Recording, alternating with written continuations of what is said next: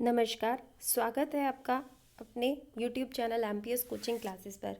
जैसा कि आपको पता है कि शिक्षा मनोविज्ञान और शिक्षा शास्त्र के अंदर हम अभिवृद्धि एवं विकास टॉपिक कर रहे हैं।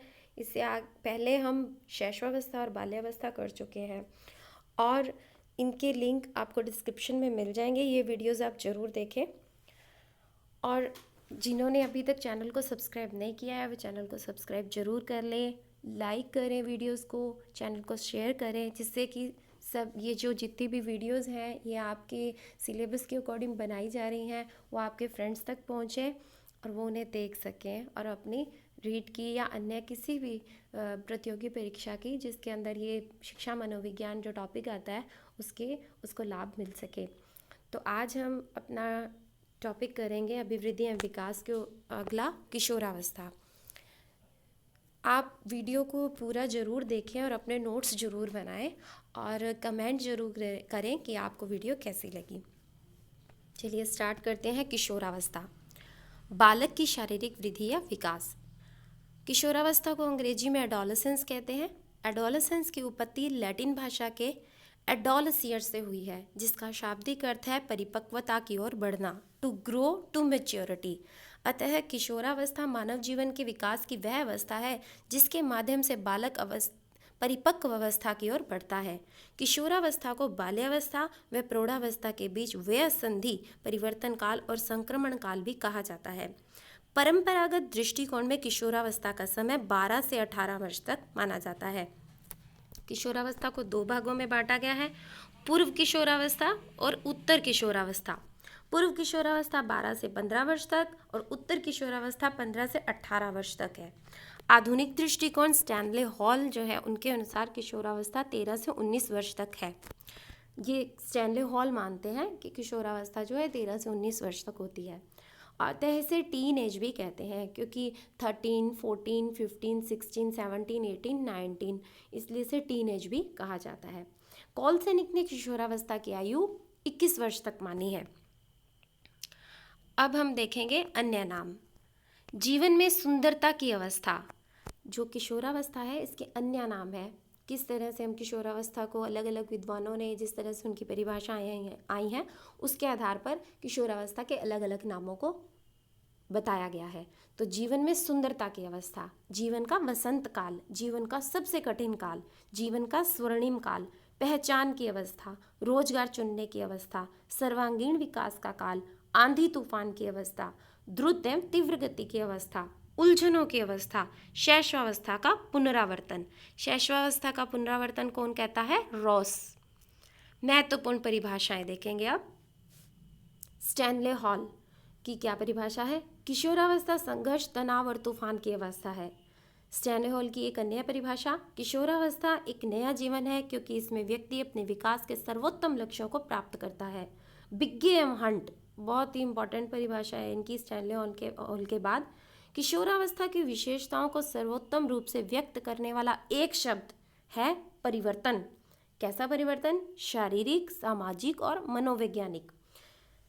इसको आप जरूर याद रखिएगा कि किशोर, एक प्रश्न पूछा जाता है कि किशोरावस्था को एक शब्द में अगर व्यक्त करना हो तो हम किस शब्द के आधार पर उसको व्यक्त कर सकते हैं? वो शब्द क्या है? किशोरावस्था के जो बराबर बैठता है वो है परिवर्तन। और कैसे परिवर्तन? शारीरिक, सामाजिक और मनोवैज्ञानिक। रोस ने किशोरावस्था को शैशवावस्था का पुनरावर्तन कहा है क्योंकि किशोर बहुत कुछ शिशु के समान होता है। उसकी बाल्यावस्था की स्थिरता समाप्त हो जाती है और वह एक बार फिर शिशु के समान अस्थिर हो जाता है। उसके व्यवहार में इतनी उद्विग्नता आ जाती है कि वह शिशु के समान अन्य व्यक्तियों और अपने वातावरण से समायोजन नहीं कर पाता है।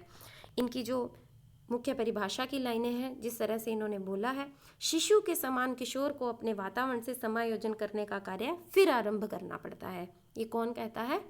रॉस। अगर ये आ जाए शैशवावस्था की पुनरावृत्ति, या ये आ जाए शैशवावस्था का पुनरावर्तन, या ये कह दें कि शिशु के समान किशोर को अपने वातावरण से समायोजन करने का कार्य फिर आरंभ करना पड़ता है, ये तीनों बातें कौन कहते हैं? रॉस। ये परिभाषाएं बहुत इंपॉर्टेंट है, आप याद रखिएगा, लिख लिख के याद करिए, नोट्स बना बना के याद करिए, मगर मेन अपना काम है कि याद रहे और सिलेक्शन हो जाए। आइए आगे देखते हैं। वैलेंटाइन। किशोरावस्था अपराध प्रवृत्ति के विकास का नाजुक समय है। पक्के अपराधियों की एक विशाल संख्या किशोरावस्था में ही यह अपने व्यावसायिक जीवन को गंभीरतापूर्वक आरंभ करती है। कि जो अपराध प्रवृत्ति है वो भी कब पनपती है? किशोरावस्था में। और ये कहने वाले कौन थे? वैलेंटाइन। जीन पियाजे। किशोरावस्था में किशोर किशोरियां टीवी देखना, संगीत सुनना, घूमना फिरना आदि सभी बातों में बहुत अधिक रुचि रखते हैं। ये कौन कहता है? जीन पियाजे। जे.एस. ब्रूनर। विकास की किसी भी अवस्था में बालक को कुछ भी सिखाया जा सकता है। वैलेंटाइन की एक और परिभाषा है। किशोरावस्था अपराध प्रवृत्ति का सबसे नाजुक समय है। ये ऊपर हम पढ़ के आए हैं, ये उसको शॉर्ट में एक लाइन में अगर पूछ ले कि अपराध प्रवृत्ति का सबसे नाजुक समय कौन सा होता है, तो ये भी कौन कह रहे हैं? वैलेंटाइन कह रहे हैं। वैलेंटाइन एक और परिभाषा देते हैं। सच्ची मित्रता और स्थायी शत्रुता किशोरावस्था की प्रमुख विशेषता है। Crew and crow. किशोर वर्तमान की शक्ति और भविष्य की आशा को प्रस्तुत करता है। क्रो एंड क्रो वर्तमान की और भविष्य की बात करते हैं कि वर्तमान में वो शक्ति और भविष्य की आशा किशोर प्रस्तुत करता है। किर्कपैट्रिक। किशोरावस्था जीवन का सबसे कठिन काल है। यह भी बहुत इंपॉर्टेंट परिभाषा है, सारी इंपॉर्टेंट है पर कुछ कुछ जैसे किर्कपैट्रिक की है और इधर स्टैनले हॉल की है, रॉस की है, मोस्ट इम्पॉर्टेंट है, ये आप जरूर याद रखिएगा। जे.एस. रॉस। किशोर समाज सेवा के आदर्शों का निर्माण करते हैं। सबसे कठिन काल कहने वाले कौन है? किर्कपैट्रिक। और सेवा के आदर्शों का निर्माण करते हैं, ये कौन कहते हैं? जे.एस. रॉस। जे.एस. रॉस और एक बात कहते हैं, शिशु के समान किशोर को अपने वातावरण में समायोजन का कार्य फिर से करना पड़ता है। जरशील्ड। किशोरावस्था वह अवस्था है जिसमें कोई विचारशील व्यक्ति परिपक्वता की ओर आगे बढ़ना शुरू कर देता है। कॉलसैनिक।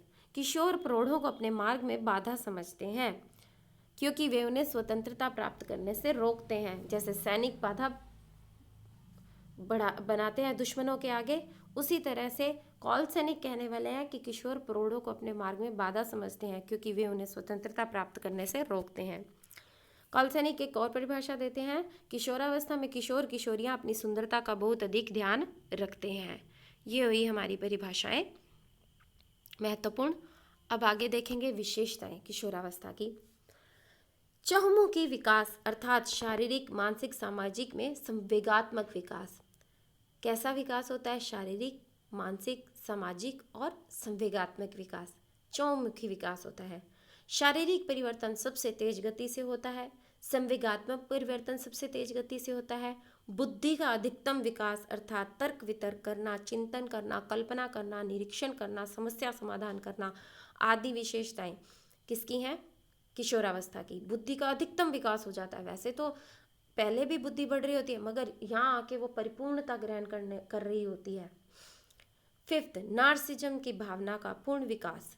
नार्सिज्म क्या होता है? स्व प्रेम की भावना, जैसे अपने आप को शीशे में निहारना, ये क्या है? नार्सिज्म। ये पूछ लिया जाता है कि नार्सिज्म की भावना कौन सी अवस्था में पाई जाती है, तो वो किस में पाई जाती है? किशोरावस्था में। सिक्स्थ देखिए, देश प्रेम, देशद्रोह की भावना, विपरीत लिंग के प्रति आकर्षण की अवस्था। एट्थ, विद्रोह की भावना। नाइन्थ, आस्तिक नास्तिक विचारधारा, आत्म संप्रत्यय की भावना का विकास, दिवा स्वप्न की प्रवृत्ति, डे ड्रीमिंग करते हैं किशोर बहुत से। पीढ़ियों में अंतर के कारण विचारों में मतभेद, माँ बाप से, बड़ों से हमेशा उनके विचार जो है टकराते रहते हैं। आत्मसम्मान को महत्व, मानसिक स्वतंत्रता में विद्रोह की स्थिति, व्यक्तिगत एवं घनिष्ठ मित्रता, वीर पूजा की प्रवृत्ति। किशोरावस्था की सबसे बड़ी समस्या समायोजन का अभाव, काम शक्ति की परिपक्वता, पुरुषों में परिवर्तन एवं स्थिरता, व्यवसाय का चुनाव। ये 9th वाला आप 19th वाला आप एक बार छोड़ देना, इसमें मुझे कोई गलती लग रही है, ये मैं बाद में बता दूंगी नेक्स्ट वीडियो में कि यहाँ पे क्या है। व्यवसाय का चुनाव।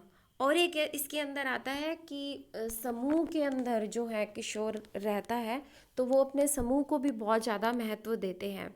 अगर समूह जिस तरह से कर रहा होता है तो ये किशोर किशोरियाँ जो होते हैं उस समूह को बहुत फॉलो करते हैं।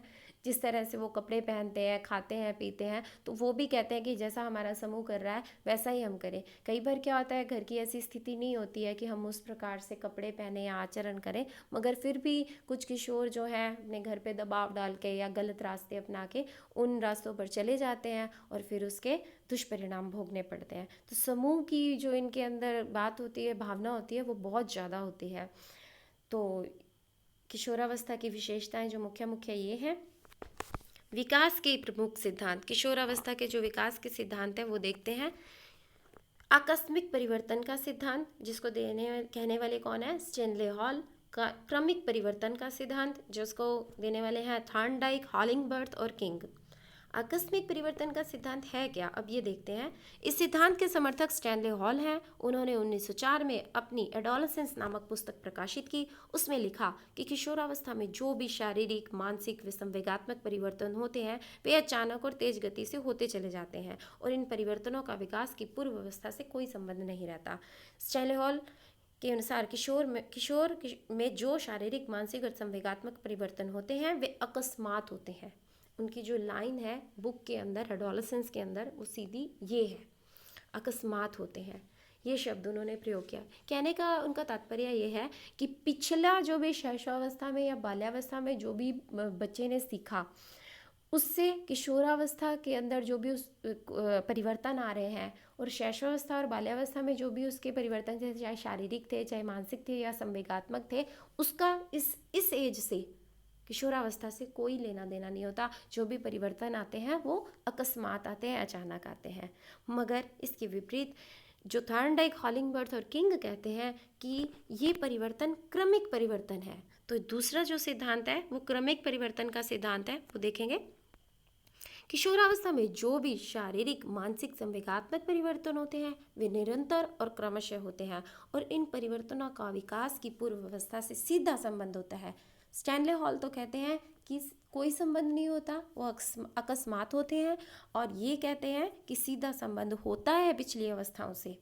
तो किंग जो एक विद्वान है वो क्या लिखते हैं, जिस प्रकार एक ऋतु का आगमन दूसरी ऋतु के अंत में होता है और पहली ऋतु में भी दूसरी ऋतु के आगमन के कुछ चिन्ह दिखाई देने लगते हैं, उसी प्रकार बाल्यावस्था और किशोरावस्था भी एक दूसरे से संबंधित रहती है।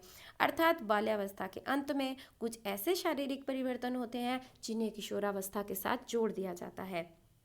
ये कौन कह रहा है, किंग कह रहे हैं, जो ऋतु की बात करते हैं कि जिस प्रकार एक ऋतु का आगमन दूसरी ऋतु के अंत में होता है और पहली ऋतु में ही दूसरी ऋतु के आगमन के कुछ कुछ चिन्ह दिखाई देने लगते हैं, तो उसी प्रकार से बाल्यावस्था और किशोरावस्था भी एक दूसरे से संबंधित रहती हैं। इनके कहने का तात्पर्य यह है कि बाल्यावस्था के अंत में किशोरावस्था के जो कुछ कुछ चिन्ह हैं, लक्षण हैं, दिखाई देने लग जाते हैं। सामान्य रूप से किशोरावस्था को बाल्यावस्था से परिपक्वता की ओर बढ़ना कहा जाता है। इस अवस्था में किशोरियों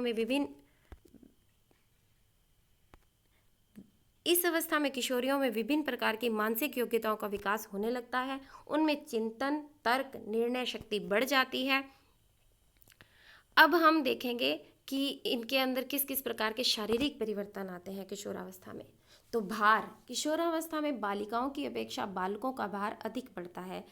यह इस अवस्था 12 से 19 वर्ष के अंत में बालिकाओं के अपेक्षा बालकों का भार 24 से 25 पाउंड अधिक हो जाता है। 13 से 14 वर्ष की आयु में लड़कियों और लड़कों में विकास तीव्र गति से होता है। लंबाई, इस अवस्था में लड़के और लड़कियों की लंबाई तेजी से बढ़ती है, जबकि 15 से 18 वर्ष की आयु में लड़कों की ऊंचाई तेजी से बढ़ती है। लड़कियों में 15 वर्ष तथा लड़कों में 13 वर्ष के बाद ऊंचाई में बहुत कम परिवर्तन होता है। मतलब लड़कियों में 15 वर्ष के बाद तथा लड़कों में 13 वर्ष के बाद ऊंचाई में कम परिवर्तन हो पाता है। लड़कियों की औसत ऊंचाई 66 इंच और लड़कों की औसत ऊंचाई 70 इंच होती है। हड्डियाँ, किशोरावस्था के अंत तक बालक बालिकाओं में काफ़ी परिपक्वता आ जाती है, तब उसकी कई हड्डियां आपस में जुड़ जाती हैं। इससे हड्डियों की कुल संख्या 206 रह जाती है। किशोर की हड्डियां इस समय पूर्ण मजबूत हो जाती हैं। दांतों का विकास, किशोरावस्था के प्रारंभ में अक्कल दाढ़ के अलावा सभी स्थायी दांत आ चुके होते हैं। किशोरावस्था के अंतिम चरण में अक्कल दाढ़ आ जाती है तथा स्थायी दांतों की संख्या 32 हो जाती है। अन्य अंग। इस अवस्था में बालकों के हृदय, श्वसन तंत्र, पाचन तंत्र और स्नायु संस्थान का पूर्ण विकास हो जाता है। स्नायु गति में 66 से 73 तक मिनट वृद्धि हो जाती है। बालकों की अपेक्षा बालिकाओं की त्वचा में चिकनाहट अधिक रहती है और रंग गुलाबी लिए रहता है। इस आयु में चेहरे के ऊपरी भाग में विकास तेज गति से होता है, ललाट चौड़ा हो जाता है, मुख की चौड़ाई भी बढ़ती है। वास्तव में परिवर्तन होने लगता है। किशोरों की आवाज़ भारी और कर्कश होने लगती है, किंतु किशोरियों की आवाज़ में कोमलता और मधुरता होने लगती है। अब अभिवृद्धि और विकास के सिद्धांत देखेंगे। समान प्रतिमान का सिद्धांत।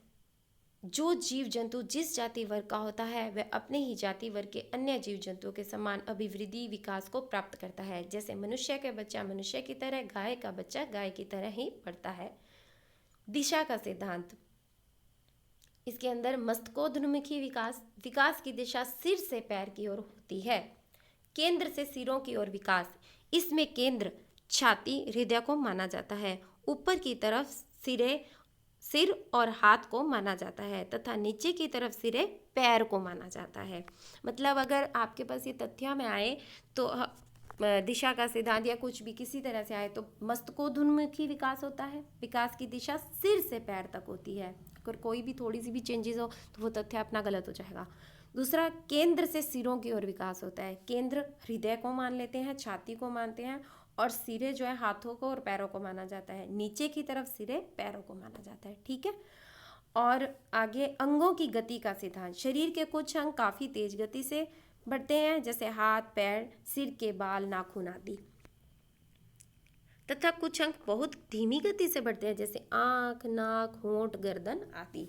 निरंतरता का सिद्धांत। विकास एक निरंतर चलने वाली प्रक्रिया है जो गर्भावस्था से जीवन पर्यंत चलती रहती है। फिफ्थ, विभिन्नता का सिद्धांत। दो लोगों का विकास कभी भी समान नहीं हो सकता, उनमें बहुत अंतर पाया जाता है। स्किनर के अनुसार विकास के विपरीत अवस्थाओं में व्यापक व्यक्तिगत विभिन्नता पाई जाती है। वंशानुक्रम और वातावरण का सिद्धांत। वंशानुक्रम के द्वारा व्यक्ति में व्यक्तिगत विभिन्नताएं होती हैं तथा वातावरण के द्वारा व्यक्ति में समायोजन करने की क्षमता विकसित होती है। इसको हम इस सूत्र से समझ सकते हैं कि वंशानुक्रम गुणा वातावरण इज इक्वल टू विकास। पार्कर कहते हैं हम जो कुछ भी हैं वह 90% वंशानुक्रम है तथा 10% वातावरण से अर्जित है। सामान्य से विशिष्ट की ओर।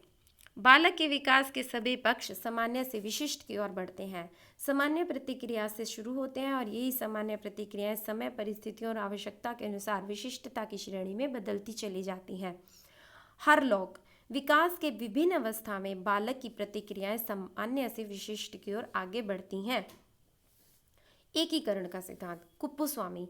विकास की प्रक्रिया में पूर्ण से अंगों की ओर तथा अंगों से पूर्ण की ओर गति निहित रहती है।